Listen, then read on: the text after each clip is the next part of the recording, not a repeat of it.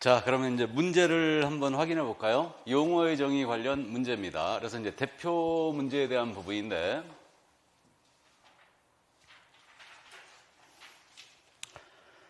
자, 이 용어의 정의 문제가 지금 대표 문제가 1번에 있어요. 어딘지 찾으셨죠? 자, 그러면 용어의 정의 문제, 대표 문제 보겠습니다. 틀린 것은 그랬거든요, 지금. 틀린 것은. 그러면 이제 X 해놓고 시작하는 거죠. 유치찬란하지만. 이제 문제풀이 방법까지 같이 나가는 겁니다, 이제. 이론을 숙지하는 것도 중요하지만. 자, 그럼 법인인계획공사의 소속공사. 이자는 그 계획공사의 중개 업무를 보조할 수 있다. 맞죠? O. 다음에 거래 당사 사이에 환매 계약이, 부동산에 대한 환매 계약이 성립하도록 알선하는 행위도 중개에 해당한다. 해당하느냐 안 하느냐 그랬죠. 그럼 환매 계약을 소개했어요. 그럼 이거 중개다 아니다? 중개다. 근데 환매 자체는 중개할 수 없어요. 뒤에서 오는 것 자체. 근데 환매 계약은 중개 대상이가 됩니다. 그래서 이거는 맞고요. 그다음에 컨설팅에 부수하여 반복적으로 이루어진 부동산 중개 행위야. 그러니까 컨설팅에 부수하여 반복적으로 했다. 그래도 이건 중개업에 해당하죠. 그러므로 틀렸어요. 그래서 정답이 된 겁니다. 그래서 3번 정답이고, 그다음에 공인인사 자격 취득 후 중개사무소에 개설 등록을 하지 않은 자. 그래서 요즘 이제 응용된 지문이 바로 이거예요. 자격 취득 후에 중개사무소에 등록을 하지 않았답니다. 그럼 이자는 개공이 아니죠? 역시 기출지문이었죠, 이것도. 그래서 개공이 아닙니다. 개공은 개설 등록을 한 자죠. 자, 다음 마지막으로 여기 이것도 요즘 응용된 지금 최신의 경향이죠. 법인인계획공사의 공인인계사인 임원 또는 사원은 소속 공인인계사이다. 맞아요? 그래서 임원 사원 중에 공인중개사로 했죠, 지금. 그러면 이자는 소공이 맞습니다. 그럼 이거를 조금 비틀어 가지고요. 조금 비틀어 갖고 이렇게 낸 거예요. 법인의 임원으로서 단순 업무만을 보조하는 공인중개사인 자는 소속 공인중개사이다. 맞아요? 법인의 임원으로서 단순 업무만 보조하는 공인중개사인 자는 소속 공인사이다. 맞았죠? 현혹되시면 안 돼요. 키포인트가 임원으로서 공인중개사인 자죠, 지금. 얘는 단순 업무만 보조해도 수공사예요. 이해되십니까? 그래서 이게 이제 응용돼서 우리가 연습할 지문들이죠. 그러니까 이런 것들이 요즘 여러분들을 멈칫멈칫하고 있는 거예요. 그래서 이게 최신 경향입니다. 이게. 자, 그래서 살펴봤고요. 그러면 이제 그 기출문제를 한번 볼까요? 기출문제가 어떻게 나왔나?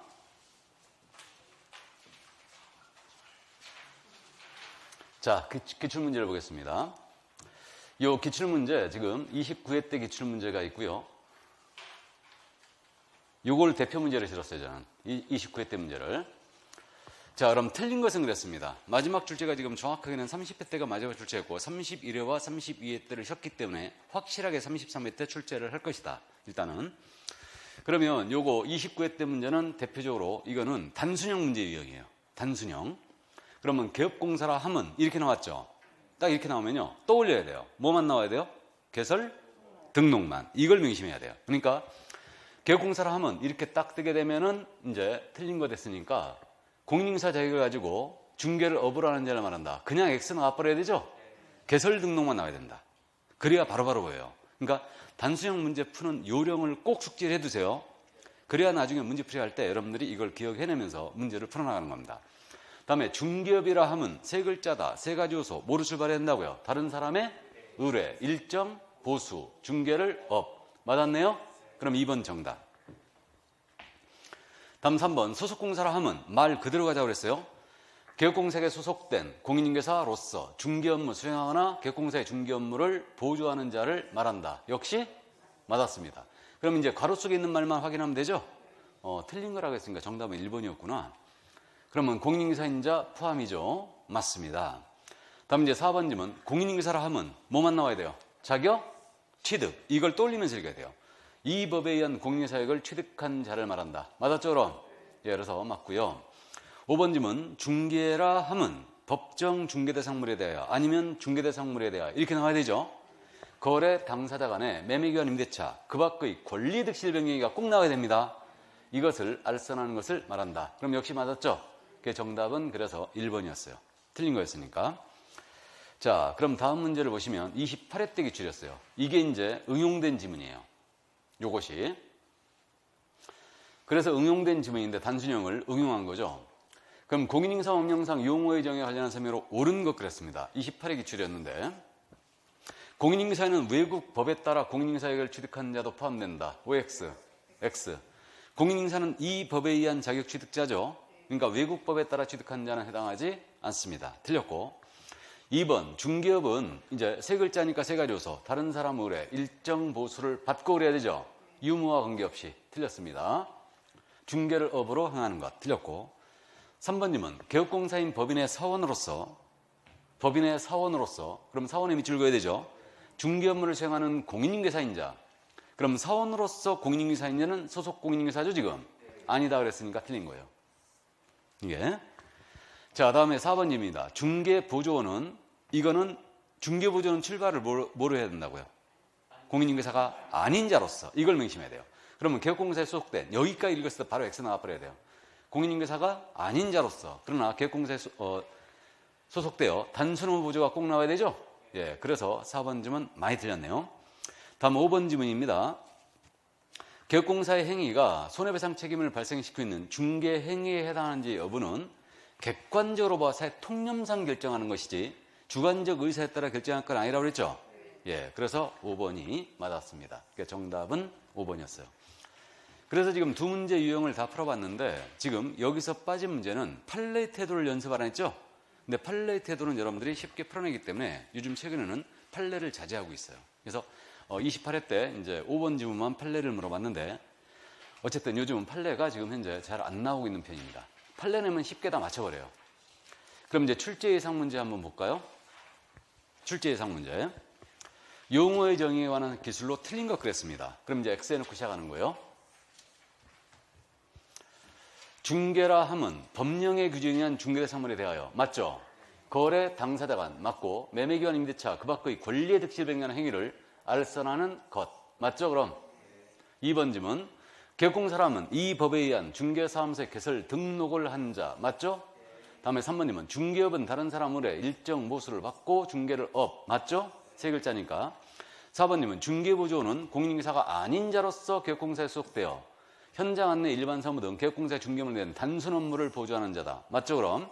5번님은 공인인계사라 함은 개업공사에 소속된 공인인계사로서 X 나와버려야 되죠? 자격 취득자죠.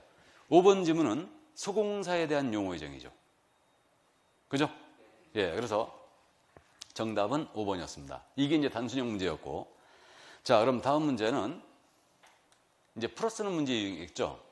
자 그래서 최신의 경향 1번 지문 중개는 의뢰인 일방에 의뢰하여 토지에 대한 매매의 알선을 하는 경우도 포함된다. 맞아요? 일방의 의뢰도 포함이라고 그랬죠. 판례를 엮어서 물어봤고요. 2번 질문. 개업공사가 중개 보수를 받지 않고 행한 중개행위는 중개업이 될 수 없다. 맞아요? 우리 중개업이 되기 위해서는 보수를 꼭 받아야 되지 않습니까? 그럼 중개업이 될 수 없어요. 맞습니다. 다음에 3번님은 중개 행위인지 여부는 그 행위를 객관적으로 봐야 사회 통념에 따라 결정하는 거죠. 맞고 4번님은 금전 소비대차 계약에 부수하여 저당권 설정하는 행위의 알선을 업으로 하는 경우는 중개업에 해당하지 않는다. 부수적으로 하더라도 중개업이다 아니다. 중개업이죠. 그래서 틀렸고요. 4번 정답 됐고 5번님은 이건 이제 참고사항인데 중개의 3요소는 물, 의뢰인, 개공이 나와야 되죠. 맞습니다. 그래서 정답은 4번이었어요. 이거 맞나요? 부동산 중개 행위는 재산상 법률행위에 해당한다.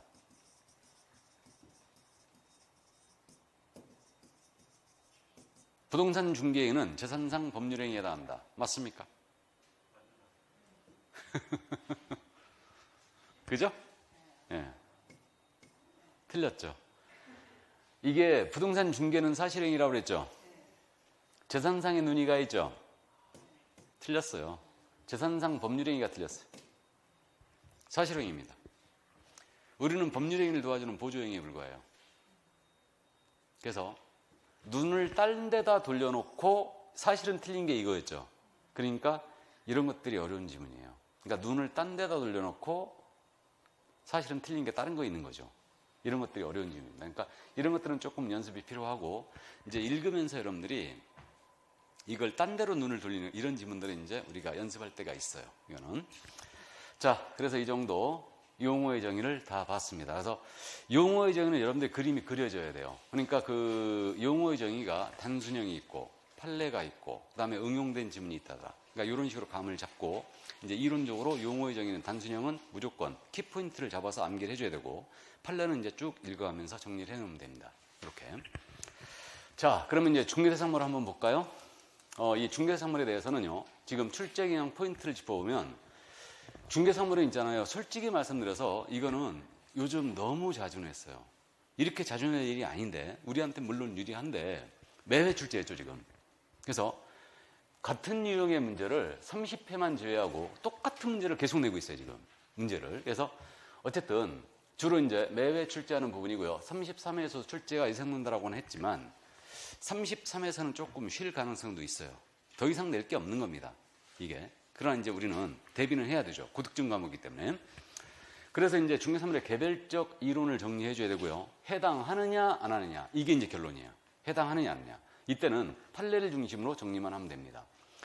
우리 과목이 지금 현재 이번 32회 때 두 문제가 지금 복수응답 처리됐잖아요. 하나는 전체 정답, 하나는 복수응답 처리했는데 이렇게 이리적으로 두 문제나 복수응답 처리한 거는 15회 시험에는 없어요.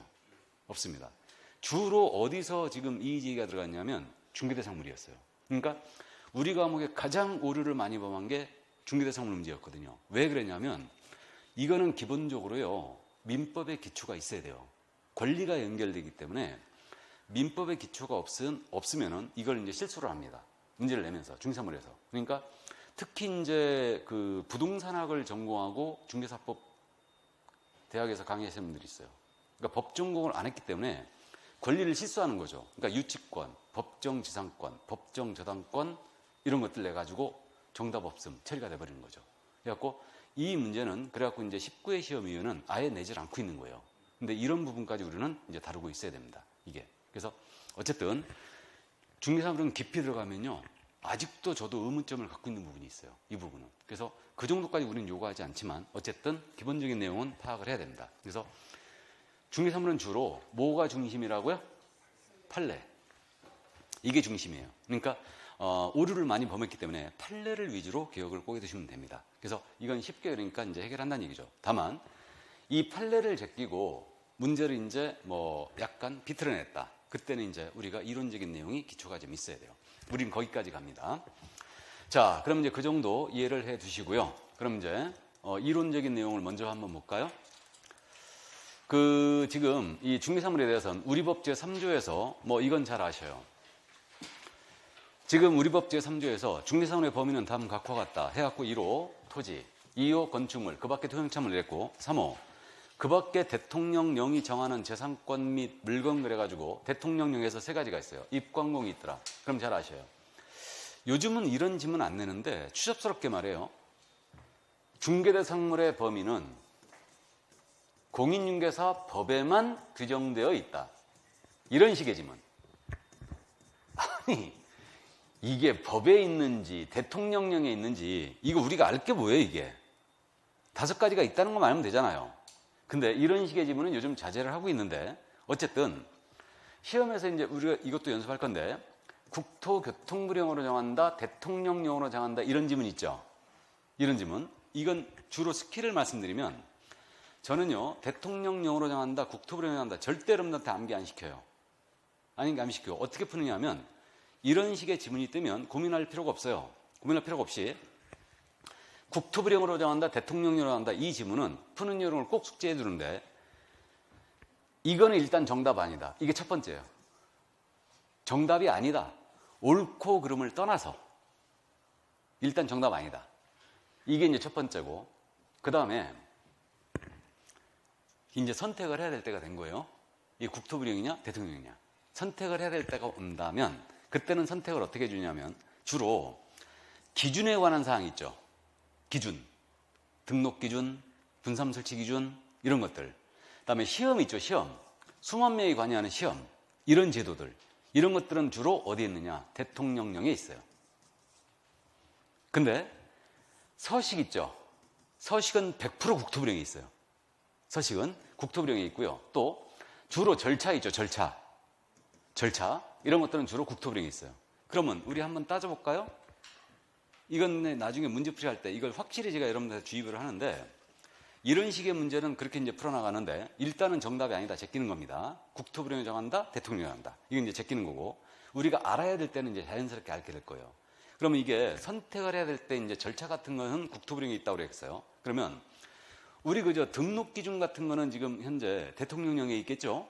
법인의 등록 기준. 기준이니까. 그 다음에 시험 제도 같은 거는 수만 명이 관여되니까 대통령령에 있어요. 다. 세부 내용이 그렇게 있고요. 그 다음에 우리 중개사무소 옮기게 되면 10일 내에 신고해야 되죠. 이 10일이라는 숫자. 국토부령에 있을 것 같아요? 대통령에 있을 것 같아요? 국토부령이죠. 그건 절차잖아요. 중개사무소 이전하면 10일 내에 신고해야 되잖아요. 절차잖아요, 지금. 그러니까 어디에 있다? 국토부령에 있다. 이해되십니까? 그렇게 푸는 거예요, 문제를. 우리 고용인 고용하면 고용신고해야 되죠. 업무개시 시험까지. 종료신고해야 되죠. 10일 내에. 어디 있을 것 같아요? 국토부령에 있죠. 절차니까. 이해되세요? 그렇게 풀어나가는 거예요. 다만 여러분들이 알아야 될 때가 있어요. 대표적으로 알아야 될 때가 뭐냐면 우리 수수료 있죠. 수수료는 국토부령도 아니고 대통령도 아니고 조례죠. 그렇죠. 지자체 조례예요. 이해되십니까? 그런 것들은 자연스럽게 여러분들이 알게 될 겁니다. 그러니까 이제 이런 것들이 사실 이런 추접스러운 지분을 내면 안 돼요. 원래는. 근데 20회 때까지는 이걸 자제했거든요. 15회 전에는 이런 지분 잘 냈었어요. 근데 15회 시험 이후에는 안 냈었어요. 그랬다가 21회 때 국토부령을 정한다, 대통령을 정한다는 몽땅 냈습니다, 이거. 그래갖고 이때서부터 다시 이제 그걸 부활시킨 거예요. 15회 전에도 저는 이거 강의 안 했어요. 어떤 교수님들은 막 국토부령을 정한 사항, 대통령 정한 사항 쭉 정해갖고 막 암기시키고 그러는데 그거 미친 겁니다. 가뜩이나 암기할 거 많아 죽겠는데 그거 어떻게 암기하고 가셨어요? 푸는 요령만 숙지하면 되지. 그러니까 어쨌든 이제 그렇게만 참고해 주시고 나중에 문제풀이 할 때 다시 언급을 할 겁니다. 그럼 그 정도 참고하시고. 그러니까 이게 공인중개사 법에만 있는 게 아니고 대통령령에도 있다는 얘기죠? 중개사의 범위가. 그러니까 이렇게 돼 있고요. 그 다음에 이제 분류를 해보면 토지 건물 있잖아요. 이거는 등기 여부를 따지지 않아요. 건축허가 여부를 따지지 않아요. 그럼 미등기 건물, 무허가 건물도 중개사물이 될 수 있다. 이렇게 되고 그 다음에 이 두 가지는 토지 건물은 민법상 부동산이라고 부르죠. 개론학자들이. 우리 민법에 부동산은 토지 및 그 정착물이다 이렇게 돼 있어요. 그러니까 토지와 건물을 민법상의 부동산, 협의 부동산이라고 부르고 있는 거고 근데 이 세 가지는요 반드시 관련법에 의한 소유권 보존가 돼 있어야 돼요. 이거는. 그리고 권리도 소유권과 저당권의 목적만 됨이 원칙입니다. 이게. 다만 임목은 법정상권을 취득할 수 있고요. 광업재단, 공장재단은 예외적으로 저당권자의 동의가 있다면 임대차의 목적이 될 수는 있어요. 하지만 원칙적으로 권리가 소유권과 저당권만 성립함을 원칙으로 합니다. 이렇게 돼 있고 그 다음에 이 세 가지는 개론학자들이 준부동산이라고 부르는데 준부동산은 이 세 가지 말고도 자동차, 항공기, 선박 이런 것들이 있는데 이건 모두 중개사물이 아니죠. 그래서 이제 그 정도만 감 잡고 그러면 이제 개별적으로 토지, 건물, 정착물, 입광공에 대한 이론적인 내용을 이해하고 있어야 되고 중개대상물에 해당하느냐 안 하느냐 중개상 행위에 해당하느냐 안 하느냐 권리에 해당하느냐 안 하느냐 이게 이제 결론이에요. 그러면 토지에 대해서는 뭐 따질 필요도 없이 토지 한 필지의 일부입니다. 건물 한 동의 일부예요. 이거 중개대상물이 될 수 있다 없다? 있다. 이렇게 되고요. 그 다음에 이제 언제 건물이 되느냐 문제. 이것은 그 사회 통념에 따라 일단 결정을 하는데 일단 건물은 이제 판례에서 잠시 후에 말씀드리겠지만 알고 계시죠? 건물이 되기 위해서는 기본적인 요건이 지붕이 있고 기둥도 있고 벽도 있어야 되죠. 엔드 정착물 이해야 됩니다. 맞죠? 그래서 이제 이렇게 되어 있습니다. 그러니까 이렇게 되고 미등기 무허건물 중개사물이라고 말씀드렸고요. 분양권은 장래의 건물이라는 거 기억하고 있죠? 분양권은 장래에 건축될 건물로 보고 있고요. 그러니까 중개사물이 맞아요. 다음에 그러나 분양 예정자로 선정될 수 있는 지위에 불과한 입주권입니다. 원칙적으로 이것은 중개사물이 되지 않는다. 택지를 공급할 수 있는 지위인 대토권입니다. 중개선물이 아니죠. 기본적으로 이렇게 돼 있습니다. 그럼 이건 이제 우리가 알고 있는 내용이고요.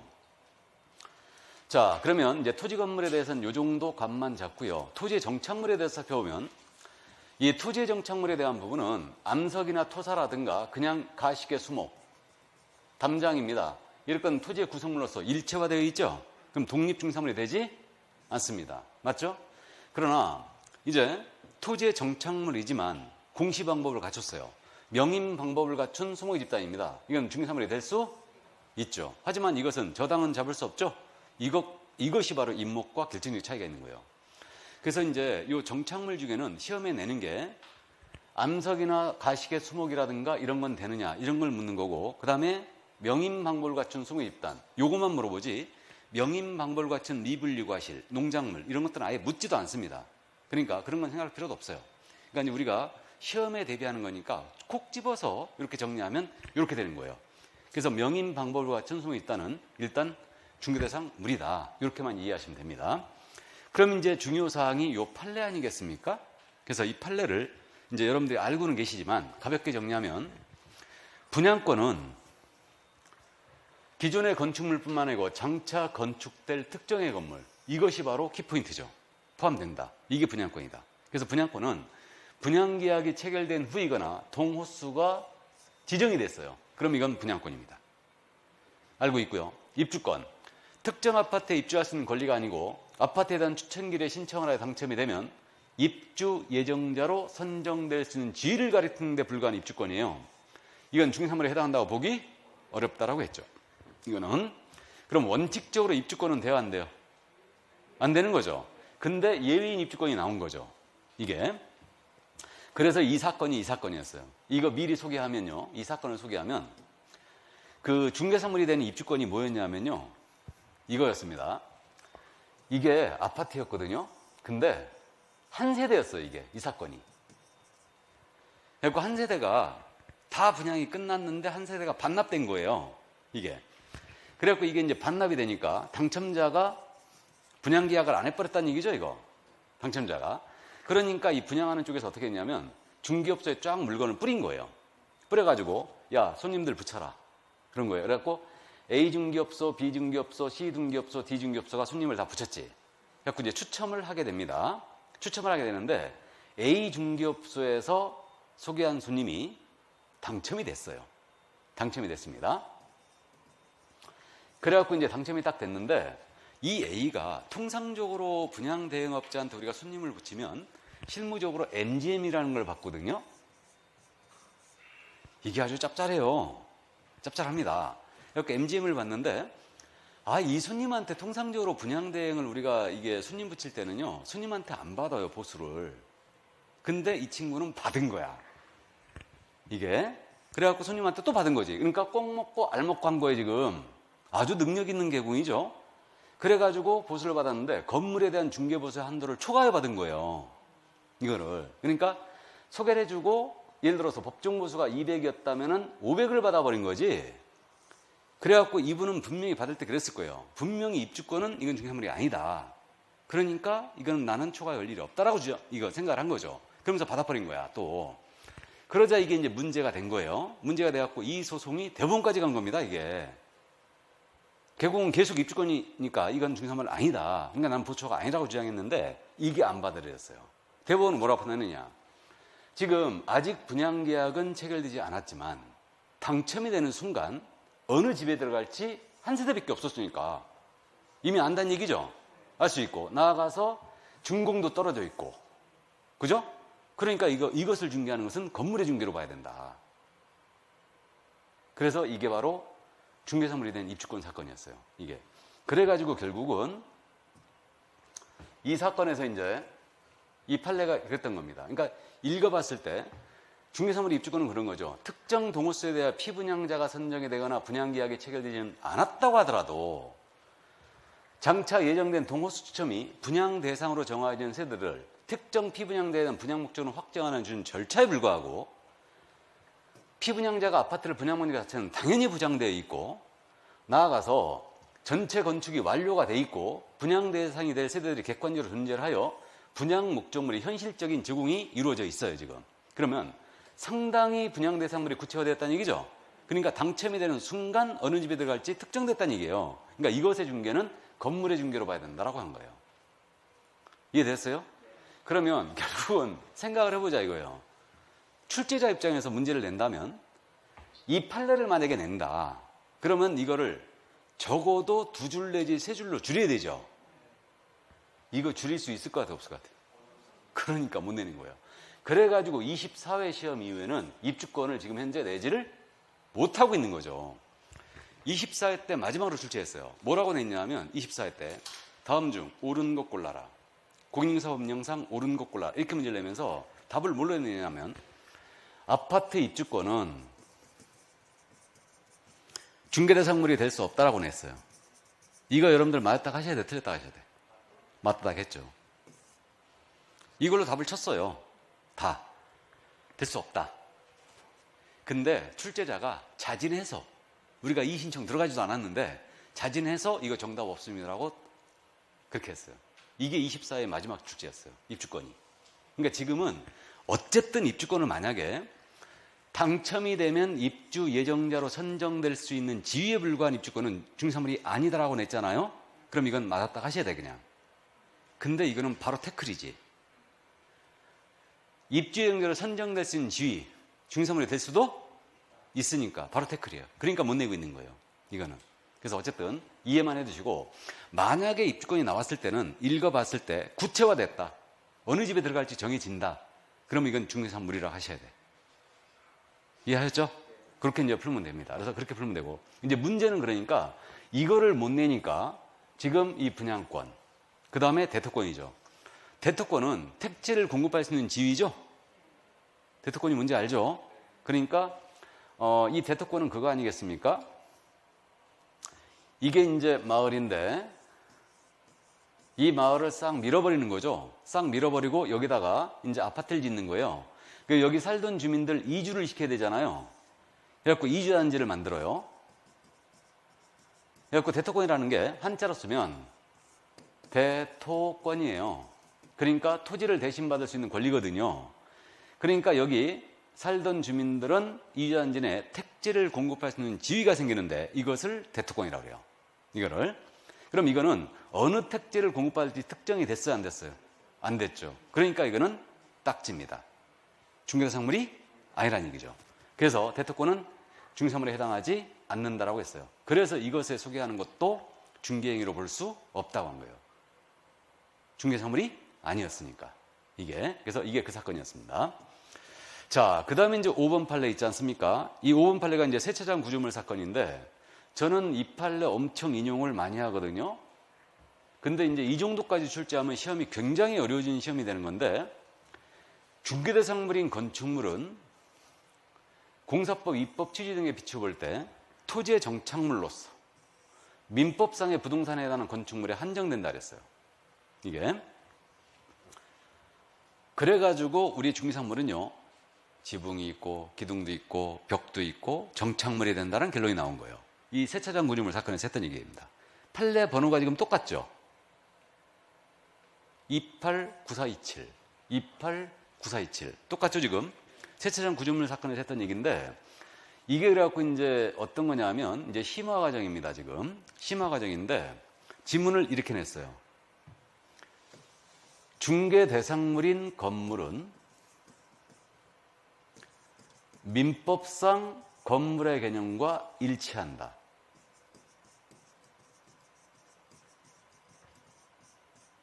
맞았나요? 틀렸나요? 중개대상물인 건물은 민법상 건물의 개념과 일치한다. 맞았죠? 방금 했잖아요, 지금. 지금 뭐라고 그러냐면 중개대상물인 건물은 이거 빼면 민법상 부동산에 해당하는 건축물에 한정된다 그랬죠? 맞잖아요. 고난이도 지문이에요. 근데 시험에서 여기까지 물어보면 이건 이제 탈락시키려고 작정한 거예요. 근데 우리는 여기까지 하고 가야 돼요. 그러니까 우리 이게 뭔 얘기냐면 중개대상물인 건물은 민법상 건물의 개념과 일치합니다. 그렇기 때문에 민법상 개념인 지붕이 있고 기둥이 있고 벽이 있고 정착물이어야 된다는 거예요. 그래서 세차장 구조물은 주벽이라고 할 만한 게 없고 볼트만 몇 개 풀으면 쉽게 해체되기 때문에 정착물로 볼 수도 없다고 했어요. 근데 건축법에서 여러분들 건물을 공부하는데 건축법에서는 건물이 뭐였냐면 지붕이 있고 기둥 또는 벽이 있으면 돼요. 이해되세요? 그러니까 이 개념으로 우리는 가는 게 아니고 지붕도 있고 기둥도 있고 벽도 있어야 돼요. 그리고 엔드 정착물이 됩니다. 그래서 우리 판례가 보는 게 중개사물인 건물은 민법상의 건물의 개념과 일치하는 거예요. 이해되시죠? 그렇게 보고 있고. 근데 주의할 점은 뭐냐? 중개대상 물의 범위는 민법상 부동산의 범위와 일치한다. 이것은 틀렸어요. 우리 중개대상물의 범위는 입광공이 들어가 있죠. 근데 민법상 부동산이라는 게 뭐예요? 토지, 건물이죠. 입광공이 안 들어가 있어요. 어렵죠? 그러니까 이게 이런 식의 지문을 내지 않습니까? 시험에서. 그럼 이건 죽음이에요, 그냥. 탈락시키려고 작정하는 겁니다. 근데 이제 이게 이 정도까지 우리는 감은 잡고 가야 돼요. 그러니까 출제 가능성은 이 정도까지 내지는 않을 것 같은데 어쨌든 감은 잡고 있어야 돼요. 그러니까 우리 중개사물인 건물은 민법상 건물과 일치합니다. 근데 그렇다고 중개상 물의 범위가 민법상 부동산 범위와 일치하는 건 아니에요. 참고하세요. 이 정도 참고하시고. 자, 그러면 세차장 구조물 사건이 이제 알고 있습니다. 그래서 최소한의 기둥과 지붕 그리고 주벽이 있어야 되는데 이거는 주벽이라고 할 만한 것이 없고 나아가 볼트만 몇 개 풀려면 쉽게 해체가 되기 때문에 정착물로 볼 수도 없다겠죠. 그러니까 물이 아니라는 결론이 나왔죠. 그 다음에 이제 금전채권은 이거는 우리가 이제 알고 있습니다. 그 금전채권 소개했거든요. 이것은 금전이 중개사물이 아니죠. 그러니까 역시 이거는 중개행위에 해당하지 않아요. 이거 소개했다 하더라도. 그러니까 이에 대한 보수도 중개보수 규정이 적용되지 않습니다. 그러니까 이 사건은 뭐 그냥 너무 일반적이라 대법원까지 간 게 조금 이상한데 어쨌든 이거는 우리가 이제 상식적으로 봤을 때 금전 자체가 아니기 때문에 이것의 소개도 이제 중개사물이 아니라고 했던 겁니다. 그리고 이 사건에서 개공이 아주 능력 있는 사람이었어요. 보수를 얼마 받았더라? 6천인가 7천 받았어요. 금전채권 거래를 소개해주고요. 그래가지고 6천인가 7천을 받았는데 이게 이제 보수 초과다. 그런 사건이었거든요. 근데 무죄 판결 나간 거죠. 이게. 어쨌든 능력이 아주 출중한 사람이었습니다. 이게. 그다음 이제 권리금. 그러니까 결국은 이제 시험은 세차장 구조물, 금전채권, 권리금으로 넘어가죠. 그럼 권리금은 여러분들이 뭘 주의해야 되냐면, 자, 판례 끊어놓으세요. 이걸 툭툭 끊어서 내니까 영업용 건물의 영업시설 비품도 유형물 여기서 끊고, 거래처 신용 영업사 노하우 여기서 끊고, 점포 위치에 따른 영업사 이점 등 무형의 재산적 가치 여기서 끊고, 이건 모두 중개사물 아니죠. 따라서 이런 유무형의 재산적 가치에 양도하여 권리금을 수수하도록 중개했다. 이거 중개행위에 해당하지 않고, 나아가 이 보수도 중개보수 한도가 적용된다 안 된다? 안 된다. 그래서 잘 아시는 판례입니다. 그래서 결국은 이게 오류를 많이 범했기 때문에 분양권, 세차장 구조물, 대토권, 그 다음에 여기 권리금, 금전채권 일로 몰아간다는 거죠. 시험이. 그래서 이게 키포인트예요. 자, 그래서 그 정도 이제 이해만 해두시고요. 그러면 내려갑니다. 그럼 나머지 이제 준부동산. 이 준부동산은요, 우리가 지금 고득점을 목표로 하는 과목이기 때문에 이 부분을 제가 일부러 실었는데, 요 정도만 이해해두자고요. 요 임목은 정확하게 출제가 언제 됐냐면요, 17회 때, 다음에 20회 때 출제했어요. 둘 다 정답이 뭐였느냐? 17회, 20회 때. 똑같은 문제, 정답이 이거였어요. 우리 임목을 목적으로 하는 저당권의 효력을, 일목을 배어냈어요. 그럼 배어내어 분리된 임목에 저당권의 효력, 미친다, 안 미친다? 아니, 이거 안 했어요? 그럼 처음부터 다시 해야 되겠네? 그러면 이게 17회, 20회 때 둘 다 정답이었거든요? 임목에 저당 잡았잖아요. 근데 저당권 설정자가 이걸 배어낸 거야. 그럼 저당권이 이렇게 배어낸 임목에 미치느냐? 이거였거든요. 미친다, 안 미친다? 미친다. 17회 20회 둘 다 미치지 않는다라고 낸 거예요. 여러분들이 그저 저당권은 수반성이 있고 부종성이 있다는 거 알잖아요. 그러니까 배원에 분리된 임목에도 미치는 거죠. 그죠? 미쳐야죠. 미친다만 기억하면 돼요. 미친다만. 이게 17회 20회 때 둘 다 정답이 이거였어요. 이거. 그러니까 임목을 그럼 잠깐 부연 설명하죠. 임목은 등기한 수목 입단이라는 건 알죠. 그럼 한 그루 갖고는 등기 안 돼요. 그리고 임목 등록원부에 등록된 것에 하나여 소유권 모종 등기가 되는 거죠. 임목 등록원부에 등록이 돼 있어야 된다. 반드시 이 점 이해해 두시고. 다음에 임목을 소유권 모종 등기했어요. 그러면 등기관은 직권으로 임목이 소지하고 있는 토지 등기 기록 있죠. 토지 등기 기록 어디에다가? 표제부에다가 임목 등기 기록 표시해야 돼요. 그러면 지상의 수목의 집단이 이렇게 자라고 있어요. 그럼 이게 임목인지 아닌지를 구분해야 되죠. 임목이라면 소유관계를 정확히 정리해줘야 되니까. 그럼 토지 등기 기록 떼어가지고 어디를 보면 된다고요? 표제부를 보면 알 수 있죠. 표제부를 보면 임목 등기 기록 표시되어 있다는 얘기예요. 그러면 이 소유관계를 정확히 정리해줘야 되죠. 그럼 임목은 별개의 부동산이죠, 지금? 임목은 부동산이에요. 그러면 임목은 별개의 부동산이니까 토지와는 별개란 얘기죠. 그럼 토지를 팔더라도 지상의 임목에 영향을 미친다, 안 미친다? 안 미치죠. 별개로 움직이는 거예요. 건물처럼. 이게. 그리고 이 임목은 소유권과 저당권의 목적이 되는 거죠, 지금. 저당 잡을 수 있게 돼요. 그래서 이렇게 소유권과 임목을 토지와 분리해 양도하거나 저당권의 목적으로 할 수 있죠. 다만 임목은 나무기 때문에 저당을 잡고자 할 때는 보험에 먼저 가입해야 되죠.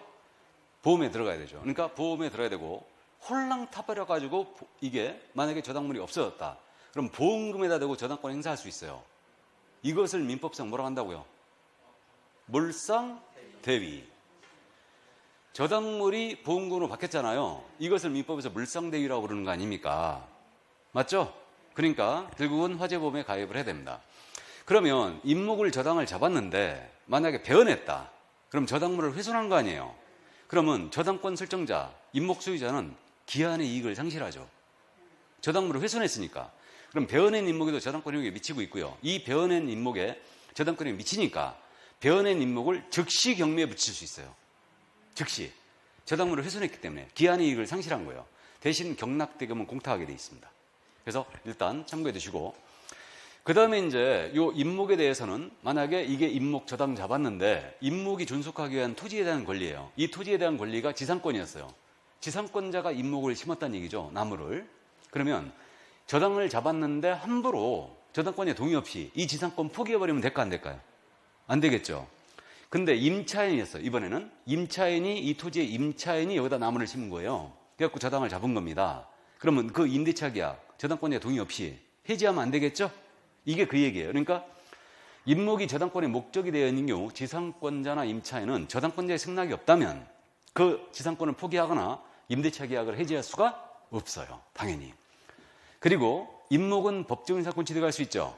그럼 임목은 토지와 임목의 소유자가 같았다가 임목에 대해야만 저당 잡은 거예요. 그랬다가 임목이 경매 들어갔어요. 이게 돈 안 갚는 바람에. 그러면 임목의 소유자와 토지 소유자가 달라지게 됐죠. 그럼 임목을 뽑아내라 그러면 안 될 거 아니에요. 그러니까 임목 소유자에게 토지 소유자는 지상권을 설정한 것으로 본다. 이것이 임목의 법정 인사권이에요. 그럼 임목이 취득한 법정 인사권을 양도하는 계약을 소개합니다. 이거 중개 아니에요. 중개죠. 임목은 법정 인사권 취득할 수 있죠. 그럼 임목이 취득한 법정 인사권을 양도하는 계약을 소개하는 거예요. 이건 중개죠. 맞습니까? 그렇게 되는 거예요. 그래서 일단 이해해 두시고, 그 다음에 임목법에 규정이 없는 것은 특별한 경우를 제외하고는 부동산 등기법을 준용합니다. 이게 임목법의 주요 골자예요. 이 정도는 이해해 두시고. 그래서 이거는 제가 정규 강의할 때도 많이 안 해요. 많이 안 하고. 왜? 이미 출제한 지가 12년 전이었으니까. 근데 이제 우리가 문제가 낼 게 없으니까 별 희한한 것을 지금 내고 있는데 그래도 우리는 이걸 한 번쯤은 짚고는 가야 돼요. 한 번쯤은. 그래서 이제 이 정도 이제 감을 잡아 두시고요. 자, 그 다음에 이제 요 공장재단, 광업재단인데 이거는 제가 뺄까, 넣을까, 뺄까, 낼까 고민하다가 넣었어요. 넣었는데 이거는 여태까지 한 번도 낸 적이 없어요. 이거는 공장재단, 광업재단 저당법에 대해서 한 번도 지금 문제를 출제한 적이 없기 때문에 이해만 딱 해두는데 이것만 키포인트로 잡으면 돼요. 공장재단, 광업재단은 하나로 묶어 등기해 놓은 거죠. 그럼 전체가 한 개의 부동산이죠. 그럼 재단에 속한 물건들은 독립화의 중산물이 될 수 없어요. 없습니다. 그걸 명심해야 돼요. 그러면 결국은 이게 저당권과 소유권의 목적이 되고 있고요. 전체가 한 개의 부동산이기 때문에 재단의 구성물은 개별적인 양도 압류가 안 돼요. 그러니까 재단에 속한 물건들은 독립중사물이 안 되는 것입니다. 이렇게. 그리고 타인의 권리의 목적인 물건이에요. 타인의 권리의 목적이 돼 있거나 타인이 가압류나 압류를 해놓은 거예요. 이거 재단의 구성물로 속하게만 안 되겠죠. 내가 거기다가 가압류를 해놨는데 이 물건을 재단으로 편입시켜버린 거예요. 그럼 내가 권리행사 못 해버리잖아요. 그러니까 타인의 권리의 목적인 물건이나 가압류, 가처분 대상이 된 물건은 재단에 속하게 할 수 없습니다. 이렇게 되고, 그 다음에 등기관이 이제 재단 소유권 무죄 등기를 했어요. 그러면 등기관은 직권으로도 이 재단에 속한 물건 중에 토지나 건물은 등기 기록이 있죠. 그럼 토지 건물 등기 기록 해당 구예요. 해당 구에다가 재단에 이 토지 건물은 속했다라는 사실을 직권 등기해 줘야 돼요. 그럼 해당 구는 뭘 얘기하는 거예요, 이거? 갑구나 을구를 얘기한 거죠. 건물의 소유권이 재단에 편입됐다? 그러면 갑구에다가.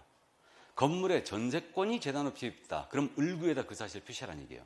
그러니까 해당 구에다가 표시하게 되어 있습니다. 그럼 지상의 20개 집단이 임목인지 여부는 토지 등기로 표지부문할 수 있다고 그랬죠. 근데 토지 건물이 재단에 속했는지 안 속했는지 이 사실은 어디 보면 해당 구를 보면 알 수 있다. 해당 구를 보면. 그래서 이제 그렇게 구분하고, 여러 개의 공장을 묶어서 재단 구성 가능하고요. 재단이 너무 크잖아요. 그럼 분할도 가능합니다. 그다음에 저당권자의 동의가 있다면 임대도 가능해요. 그럼 재단 소유권 보존 등기를 인정한 취지가 저당을 잡기 위함이었죠. 그러니까 재단 소유권 보존 등기를 했다면 저당 잡아야 됩니다. 몇 개월 내? 10개월 내에 잡아야 되죠. 10개월 내에 저당 안 잡으면 재단 소유권 보존 등기 자체가 무효예요. 무효입니다. 이렇게 되고요. 그 다음에 이제 광업재단은 공장재단 규정을 준용하게 되어 있습니다. 이 정도. 그래서 이 정도만 이해를 해 두시기 바랍니다. 그래서 그 준부동산은 출제를 잘 안 하고 있는 부분이지만 그래도 한 번쯤은 커버를 하고 가야 됩니다. 한 번쯤은. 자, 그럼 이 정도 이해하시고, 그럼 이제 여기서부터가 또 키포인트죠. 이게 이제 핵심 포인트인데, 이게 여러분들은 어떻게 기억해야 되냐면 안 되는 것들로 기억해야 돼요. 안 되는 것들로. 되는 것들을 기억하는 게 아니고 안 되는 것들로.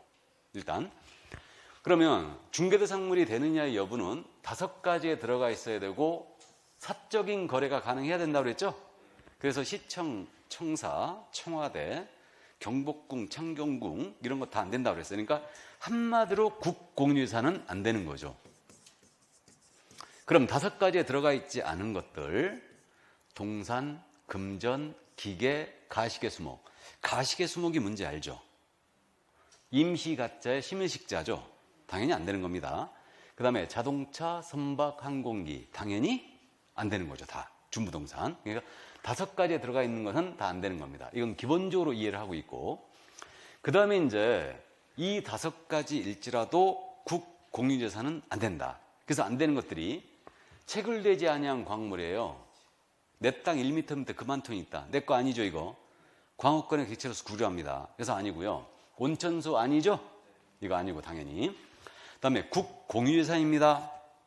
이거 안 되는 거예요. 그럼 구체적으로 청사, 관사, 국공유 하천, 공원, 공도, 지방도 국도, 중요문화재, 경복궁, 창경궁 다 안 되는 거예요. 참고인데 국유재산, 공유재산은 어떻게 구분하냐면요. 크게는 행정재산하고 일반재산으로 나눠져요.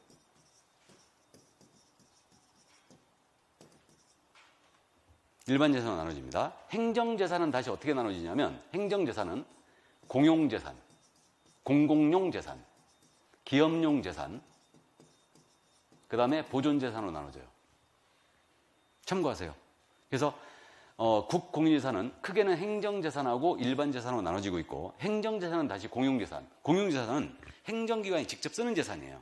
시청, 청사, 관사, 청와대 이게 공용재산이고, 공공용재산은 일반 국민이 쓰는 재산, 국립공원 이런 것들 이게 공공용재산이고, 기업용재산은 공기업들이 갖고 있는 재산들 이게 기업용재산이고, 보존재산은 당연히 문화재 이런 것들이. 그러니까 이건 전부 다 안 되는 겁니다. 물론 일반 재산도 안 돼요. 이것도 입찰 방식으로 하기 때문에 기본적으로 그렇게 이해하면 돼요. 그래서 참고해 두시고, 그 다음 토락지는 이거 수면 밑으로 가라앉아 사건이 소멸한 토지죠. 안 된다는 걸 알고 있고, 무주부동산은 지금 국유로 한다는 민법의 규정이 있죠.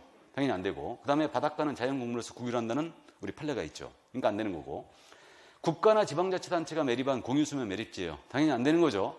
자, 그러면 이게 안 되는 것들 위주로 기억해 주시고, 그러나 이 5가지일지라도 사적 거래가 가능하다면 공법상 제한이 붙어 있어요. 되는 거죠. 토지거래 허가구역 내 토지, 도로예정지인 사유지, 접도구역 내 토지 모두 되는 거죠. 공법상 제한이 붙어 있어도 된다. 그리고 사법상 제한이 붙어 있다. 그럼 사법상 제한이 붙어 있다는 얘기는 가등기가 돼 있다, 가압류가 돼 있다, 경매 개시결정 등기가 돼 있다. 다 되는 거죠. 그래서 처분금지 가처분 등기가 돼 있다. 당연히 다 됩니다. 사는 놈이 바보지. 맞죠? 그러니까 이거 다 된다. 그럼 법정 지상권이 행사되고 있는 토지 다 됩니다. 사법상 제한이 이거 붙어 있어도. 그래서 이제 이렇게 이해하시고, 그럼 중개 대상 행위에 해당하느냐? 이 부분은 중개 개입이 가능해야 되겠죠. 요건이 개입이 가능해야 되고, 그러면 해당하지 않는 것 기억하는데 이건 쉽게 잡죠 뭐. 증여는 주는 것 자체예요. 안 되는 거죠. 그 다음에 상속입니다. 개입 여지가 없어요. 돌아가시는 순간 모두 재산권이 넘어가니까. 그 다음에 공용 수용, 기부 체납, 국가에 헌납하는 거죠. 그 다음에 점유 안 되는 거예요. 이 점유 굉장히 위험했습니다. 이게 점유를 이게 31회 때 물어봤나? 점유를? 그죠? 이걸 물어봤는데 굉장히 위험했어요. 여담 잊어버려도 되는데, 우리 중개사법 강의하시는 분들 있죠? 점유하고 점유권, 점유하고 점유권, 이게 안 된대요. 근데 저는 점유는 안 된다고 보고 있어요. 분명히. 이게 점유권이라고 냈으면 심각해졌어요. 이거 소송감이었어요. 이거 점유권이라고 냈으면. 점유권이 안 될까? 이 문제예요. 조금 이따 설명하겠습니다. 조금 이따가. 점유 안 되는 거예요. 그럼 경매도 법정에서 강제적으로 팔아치우는 절차니까 개입 여지가 없죠. 그 다음에 유치권의 성립, 법정사건의 성립, 법정사건 성립, 환매권 행사 모두 안 되는 겁니다. 이건 잠시 후에 같이 설명하고. 그럼 중개대상 권리가 되느냐의 문제. 중개대상물의 성립 가능해야 되고, 이 권리가 이전할 수 있어야 된다고 그랬죠. 그럼 중개사물의 성립이 안 되는 것들은 안 돼요. 그게 대표적으로 동산일권이에요. 그 다음에 이전성이 없어서 안 되는 게 분묘기주권. 이게 안 되는 거고, 그 밖에 광업권, 어업권, 산업재산권, 지식재산권, 특허권 모두 안 되는 거죠. 중개사물에 성립하는 권리가 아니니까. 그러니까 이 개념을 정확하게 이해를 하시고 파악을 해 두셔야 됩니다. 이게. 그래서 중개상 권리가 되느냐의 문제, 나머지 되는 것들은 소유권, 지상권, 지역권, 전세권, 저당권 다 가능하고 다 됩니다. 다 되고, 유치권 됩니다. 환매권 됩니다. 법정지상권 됩니다. 법정탁권 됩니다. 이게. 그러니까 이제 이 부분을 제가 설명을 하고자 합니다. 이 부분에 대해서. 그래서 지금 이 부분을 24회를 맞이로 출제를 안 하고 있다고 그랬는데, 자, 문제가 되는 것들. 그럼 어느 정도 감은 잡았죠, 지금? 그러면 중개대상 권리가 되느냐의 문제. 이것은 요건이 중개대상물에 대한 권리의 득실 변경이가 소개하는 게 중개니까 중개대상물의 성립이 가능한 권리여야 되고, 이 권리가 이전할 수 있어야지만 중개대상 권리가 된다. 그러면 문제가 되는 권리가 유치권, 법정 지상권, 법정 저당권, 등기된 부동산 환매권이 있죠. 이 4개가 문제가 됩니다. 이 4개가. 자, 그러면 따져볼까요? 유치권. 부동산 유치권이 있죠. 그럼 중개사물의 성립 가능하죠? 부동산 유치권의 대표주자가 뭐냐? 건물을 지어달라고 공사업자한테 맡겼는데 공사비를 안 줍니다. 깔고 앉는 거죠? 그럼 유치권 성립한 거예요. 그러니까 부동산 유치권 있죠. 동산 유치권은 뭐예요, 그럼? 대표적인 예가. 자동차로 공부했어요, 민법 시간에? 세탁물. 세탁을 맡겼는데 세탁비를 안 줬다. 그러면 세탁업자가 그냥 깔고 앉죠? 그게 동산 유치권이에요. 그게. 그럼 어쨌든 부동산의 성립이 가능하고, 유치권, 이전성 있을까요, 없을까요? 있죠. 여러분들이 어떻게 이해해야 되냐면, 물권은 성질 자체가 이전성이 있어요. 물권이니까. 그러니까 물권에 대하여 양도 금지 특약을 해버렸잖아요. 그건 무효예요. 다만 우리나라의 특이한 물건이 하나 있죠. 전세권. 전세권은 우리나라에만 있어요. 그렇기 때문에 전세권은 양도금지 특약을 해도 유효합니다. 그런데 지상권을 양도금지 특약했잖아요. 이건 무효예요. 이해되세요? 그러니까 물권은 기본적으로 이전성이 있어요. 그러니까 유치권을 이전할 수 있습니다. 당연히. 맞죠? 다만 피담보 채권과 분리한 유치권만 이전이 가능하냐? 이거 민법적으로 허용돼요? 안 돼요? 안 돼요. 그러니까 그건 따질 필요가 없는 거예요. 그러니까 유치권을 이전한다는 얘기는 당연히 피담보 채권 같이 하는 이전이에요.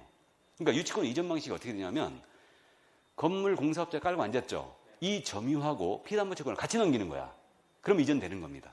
그럼 이전성이 있다는 얘기죠. 그럼 충족했네요? 그럼 중개상 권리? 맞죠. 그럼 법정 지상권이 뭐냐? 법정 지상권은 건물이 취득하죠. 그러면 부동산을 선임하고 있고 지상권, 법정 지상권 이전성이 있어요, 없어요? 당연히 있죠. 우리 판례는요. 법정 지상권은요. 건물과 분리하여 처분하는 것도 가능하다는 거예요. 건물의 종된 권리가 아니다. 이 판례 기억나세요? 법정 지상권은 건물의 종된 권리가 아니다. 건물과 분리하여 처분하는 것도 가능하다는 게 판례예요. 그럼 이전성이 있다는 얘기예요. 그럼 충족했죠? 되는 거죠. 다음 법정 저당권. 이거 법정 저당권 있지 않습니까? 어디서 나와요? 민법에서 그러지 말고 당연히 저당권이니까 민법에서 나오지.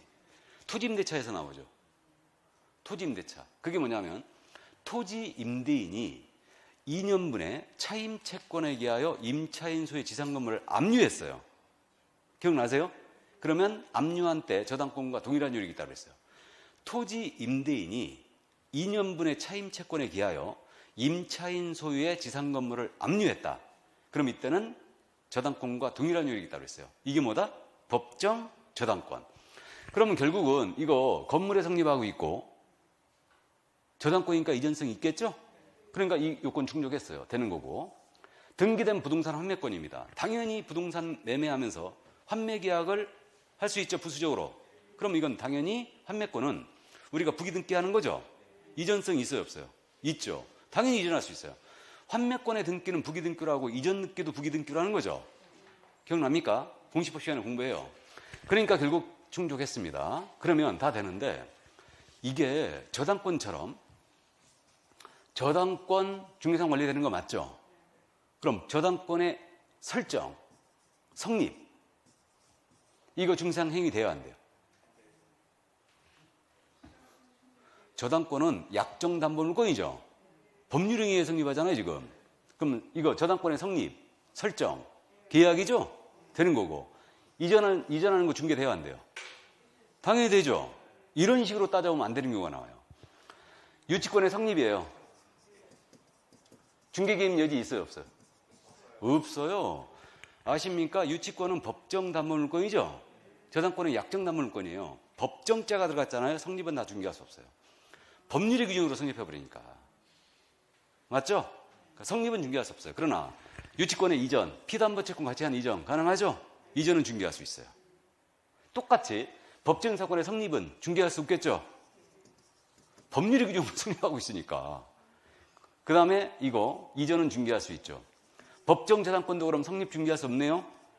법률의 규정으로 성립하니까 압류하는 순간 저당권이 성립한 거예요, 지금. 그러니까 개입 여지가 없는 겁니다. 그럼 이전은 중개할 수 있죠? 환매권의 행사예요, 행사. 환매 자체입니다. 환매 자체는 개입 여지가 없죠. 주는 것 자체, 증여, 되사오는 것 자체는 안 돼요. 근데 환매 계약은 되는 거죠.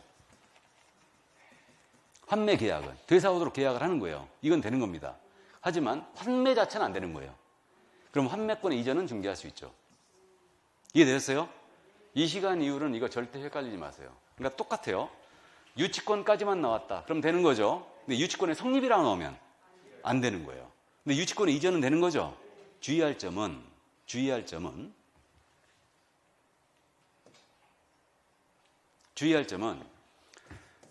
유치권의 성립이라고 나오면 안 된다겠습니다. 그런데 유치권이 성립된 토지라고 나온 거예요.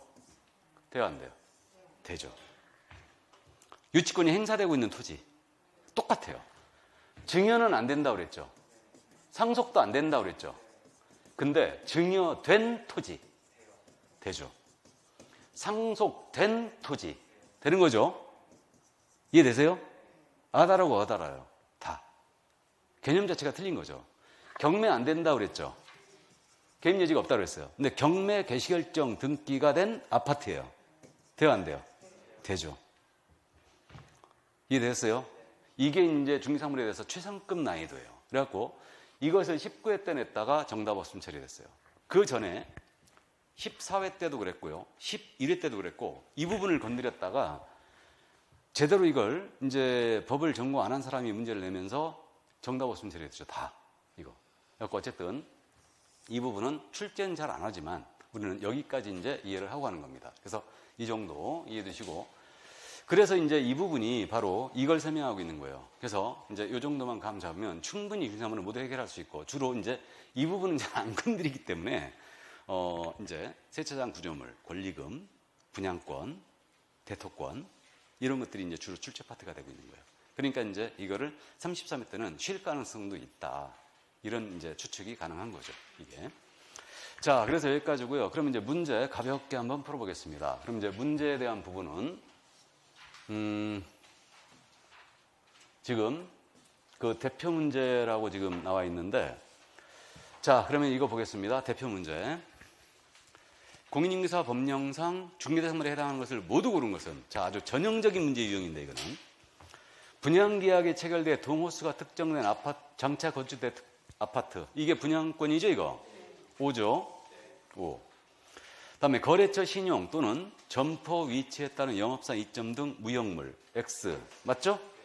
다음에 콘크리트 집안 위에 볼트 조립 방식 세차장 구조물, X. 근데 도로 예정지인 사유지는요? 되는 거죠. 공법상 제한이 붙어 있어도 되는 거다. 확실히 이해되시죠? 그럼 해당하는 것 그랬으니까 기억과 리을이었어요. 정답은 2번. 자, 그럼 내려가 보실까요? 대표 기출문제. 이 뭐 중개사물은 당최 쉬워서 문제들이. 자, 그럼 대표 기출문제 32회 작년 올해 기출이었습니다, 지금. 공인인증서 법령상 중개대상물에 해당하는 것은 그랬어요. 해당하는 것. 토지에서 채굴되지 아니한 광물, 미채굴 광물은 광업권의 객체로서 구기로 하죠. 그럼 X. 영업상 노하든 무형의 재산적 가치 역시 X. 토지로부터 분리된 수목이에요. 안 되는 거죠. 수목은 등기한 수목이라든가 수목 입장이라든가 또는 명인 방법을 갖춰놔야만 됩니다. 그럼 나머지 수목은 안 되는 거죠. 그러니까 X고. 지목이 양어장인 토지입니다. 아주 애를 썼죠? 장난치려고. 어쨌든 토지잖아요. 그럼 되는 거죠. 예, 그래서 정답 4번이었고, 그다음에 주택이 철거될 경우에 대토권입니다. 이거 맞죠? 이거 택지개발지구는 이주 택지를 공급할 수 있는 지위, 이거 대토권이죠. 그러니까 해당하지 않습니다. 그러니까 정답 4번이었어요. 그러니까 보세요. 지금 요거 권리금, 그다음에 5번도 판례, 이런 식으로 갈 수밖에 없다는 거죠. 오류를 범하지 않게 해서. 그래서 문제가 뭐 당최 쉬워서. 그 다음에 이제 출제 예상 문제 하나만 더 보겠습니다. 저는 이제 풀어쓰는 문제 유형으로 일단 하나는 지금 냈고요. 자, 그럼 옳은 것 그랬습니다. 토지거래 허가구역 내 토지는 중개사물이 될 수 없다. 허가구역 내 토지도 중개사물이 될 수 있죠? 그거 틀렸고. 소유권 보존 등기를 하지 아니한 건물이라든가 무허 건물은 중개사물이 될 수 없다. 건물 인상은 될 수 있죠? 무허가든 미등기든. 그래서 틀렸고. 주택이 철거될 경우에 대토권입니다. 해당하지 않는다. 맞네요? 다음에 금전채권은 중개사물이 될 수 없죠? 틀렸고. 명인 방법을 갖춘 수목에 따른 중개사물이 될 수 있죠? 예, 틀렸습니다. 그래서 중개대상물 문제는요, 최근 시험은 계속 지금 박스형으로 내고 있거든요. 우리 이번 32회 때 지금 박스형이 무려 16개가 나왔어요. 그러니까 통상적으로 11개 정도를 냈거든요.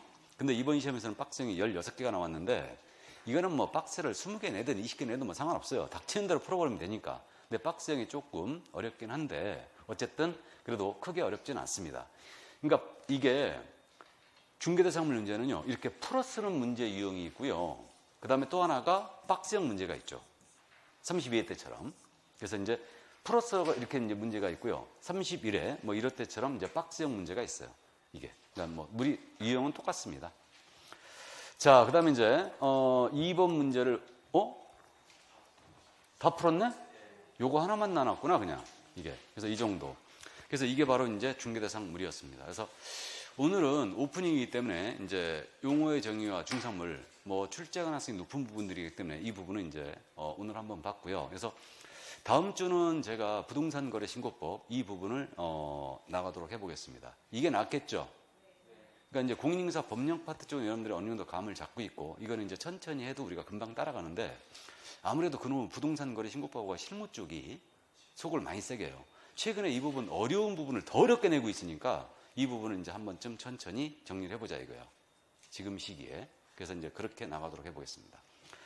자, 그래서 오늘은 여기까지 하고요. 다음 주에 건강한 모습으로 뵙겠습니다. 수고하셨습니다.